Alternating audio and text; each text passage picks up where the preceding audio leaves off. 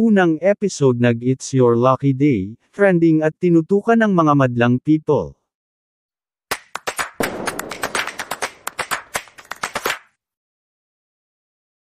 Nagsimula na ngayong araw October 14 ang noontime show na It's Your Lucky Day, na siyang pansamantalang palit sa It's Showtime, sa loob ng 2 linggo. Tinutukan at anabangan ng mga kapamilya, kapuso at ka-A to Z ang unang araw at pagsisimula nito. Sinimulan nila ito ng pagkanta ng theme song ng bagong noontime show at makikitang puno ng live audience ang studio nito.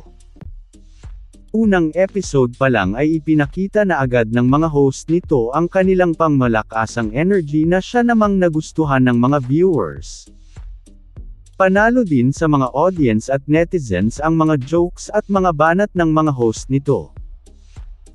Bago at kakaiba ang mga segments nito kumpara sa It's Showtime kaya naman mas anabangan at tinutukan ito ng mga madlang people. Sa katunayan pa nito ay number 1 trending ang kanilang hashtag na hashtag It's Your Lucky Day na. Inulan naman nga ng papuri mula sa mga netizens ang bagong game show na ito ng ABS-CBN. Marami din ang nagsasabi na gawing regular na ito o gawing pre-noontime show ito para kabakta-bakta ng It's Showtime para tuloy-tuloy ang saya. May mga nagsasuggest din na gawin itong pre-primetime show pantapat sa game show ni Fingdong Dantes sa GMA na Family Feud.